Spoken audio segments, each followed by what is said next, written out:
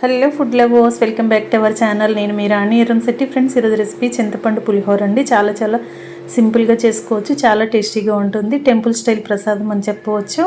మనకి గుడిలో పెట్టే ప్రసాదం టేస్ట్తో అచ్చం అదే రుచి రావాలి అంటే నేను చూపించిన ప్రాసెస్తో ఒకసారి చింతపండుని ఉడికించి మసాలాలని గ్రైండ్ చేసుకుని రైస్ని కలిపి చూడండి. టేస్ట్ అనేది చాలా బాగుంటుంది. ఎప్పుడు చేసుకున్నా కూడా పులిహోరని ఇదే ప్రాసెస్లో చేసుకోవాలి అని అనిపిస్తుంది. అదంతా కూడా ఛానల్కి వెళ్ళి చూసినట్లయితే క్లియర్గా ఉంటుంది. అలాగే రిలేటెడ్ వీడియోలో రెసిపీకి సంబంధించిన లింక్ అనేది ఉంటుంది. ఓపెన్ చేసి చూడండి. ప్రాసెస్ కానీ ఇంగ్రీడియంట్స్ కానీ క్లియర్గా అర్థమవుతాయి.